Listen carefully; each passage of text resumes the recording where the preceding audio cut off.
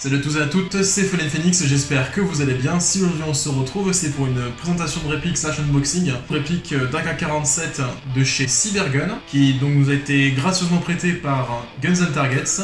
Donc vous pouvez retrouver la réplique sur leur site pour 235,90 €. Actuellement elle est hors stock, mais elle sera en stock vers mi-décembre. Donc comme je l'ai dit, c'est une réplique fabriquée par Saima et qui est du coup vendue par Cybergun. Donc on va voir ensemble les contenus de la boîte. Donc nous avons en premier lieu l'AK-47, modèle bois et métal. On va ensuite trouver deux chargeurs grande capacité qui sont eux-mêmes en métal. On trouve aussi un ressort pour changer la puissance, évidemment une tige de débourrage, de nettoyage, puis on trouve une clé qui va nous permettre de venir régler la mire avant. Dans la boîte, on trouve également une batterie, NiMH, une Volt 4, et enfin un chargeur de batterie. Du coup, on va parler de l'historique de l'AK-47. C'est une arme du coup qui a été inventée par Mikhail Kalachnikov durant la Seconde Guerre mondiale. Il s'est notamment basé sur le STG-44, que vous pouvez voir sur l'image à l'écran. On a des codes qui sont très similaires à l'AK-47. Du coup, c'est une arme qui a été adoptée officiellement par l'armée rouge en 1949. L'esthétique de la réplique en elle-même, on est sur une réplique base bois et métal. Le corps principal de la réplique, les éléments comme le sélecteur de tir, la détente, la culasse, la mire, le canon et la mire avant, ainsi que le cache-flamme, tous ces éléments sont en métal. On peut aussi trouver donc des garnitures en véritable bois. Dans les éléments esthétiques, on va aussi venir retrouver des marquages officiels sous licence par Kalachnikov. Du coup, on va faire le retour de chaque élément extérieur pour vous les présenter. On va commencer par la culasse, on peut venir tirer en arrière. La détente, ici. Le sélecteur de tir qu'on peut venir mettre en mode full et en mode semi-auto, bien sûr en sécurité. On a ici la mire réglable en hauteur, pour permettre les tirs à longue distance. La mire avant qu'on peut également régler en hauteur avec la clé que je vous ai montré au début.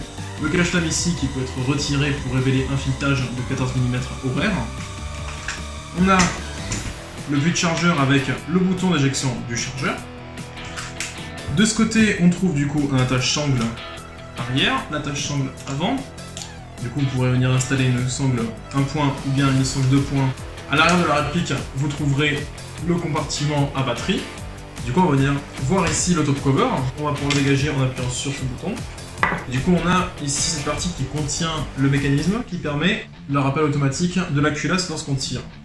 On va maintenant passer sur les aspects techniques de la réplique. Donc, la réplique pèse 3550 grammes, soit 3,5 kg, pour une longueur de 897 mm, soit 90 cm. Elle est annoncée avec une puissance de 377 fps, soit un jeu 32 à 0,20 g. C'est une réplique de type EBB, soit Electronic Blowback. C'est donc une réplique qui a un effet de recul lorsqu'on tire. La réplique vient avec deux chargeurs grande capacité, de 600 coups chacun. Ce qui est plutôt pas mal aussi, c'est que, comme vous pouvez le voir, ils sont compatibles avec des ports chargeurs pour M4. Qui peuvent être un peu grands pour ces derniers. Cette réplique donc a une portée annoncée de 55 mètres. Sous la fausse culasse, on peut trouver le système de réglage du hop-up. Du coup, je vous ai parlé du côté historique de la réplique, on a parlé de l'esthétique et du technique. Maintenant, on va pouvoir passer au test de tir.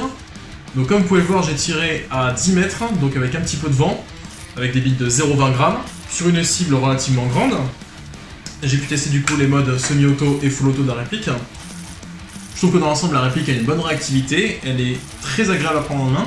Ça reste une Kalachnikov, donc c'est quelque chose qui est très facile à prendre en main, on s'accoutume très rapidement au contrôle de la réplique.